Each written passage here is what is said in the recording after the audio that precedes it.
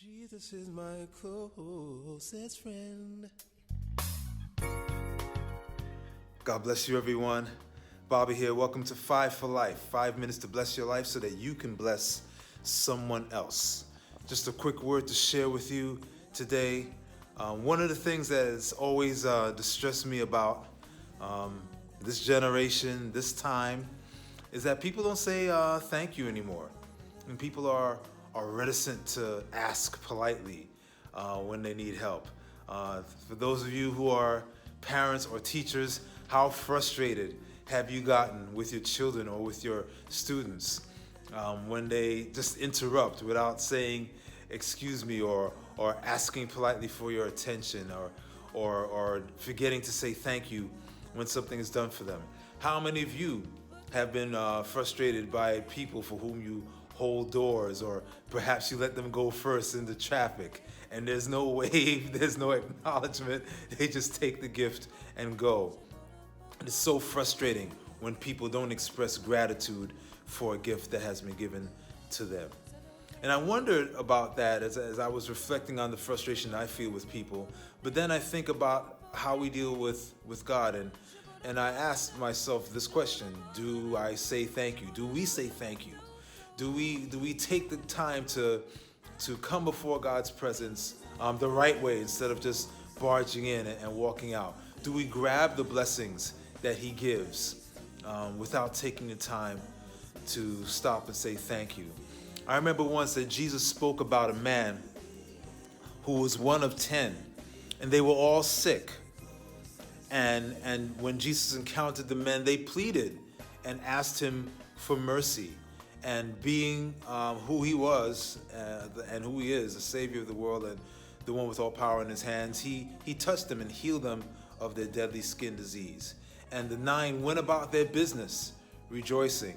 But there was one who turned around and went back, found Jesus, and fell at His feet and confessed his gratitude toward the Lord. And the interesting thing about that man is that he was a person considered to be an outsider.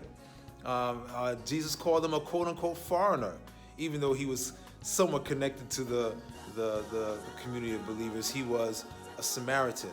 And Samaritans were so despised and looked down by the Israelite community, yet it was that one Samaritan out of those 9 lepers who came back to say thank you.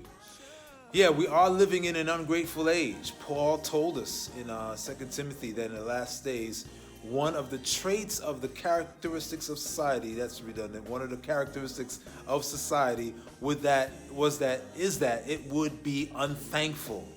And that's a big problem with us. We've forgotten to teach our children to say thank you. We've forgotten to encourage our students to express gratitude. The preacher today talked about the spirit of entitlement that runs throughout the culture, not just with young people, but with even people of faith who believe that God owes us something, and that just because we show up, He has to do or move in the way that we prescribe and in a manner in which we dictate and at a time that we demand.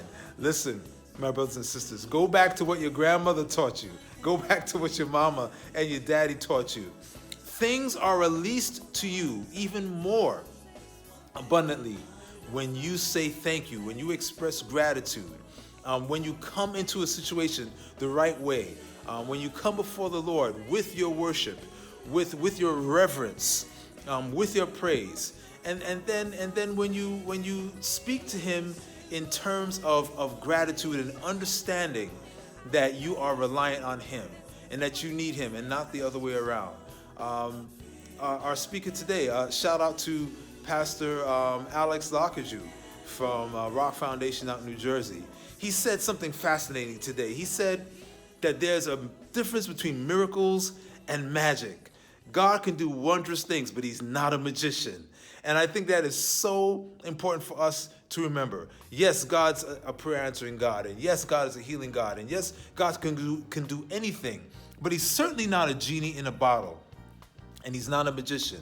We need to come to Him with a spirit of gratitude. We have to come to him with a spirit of reverence. And we should come to him with a spirit of joy and trust, understanding that whatever he does, whenever he does it, it's going to be for our good.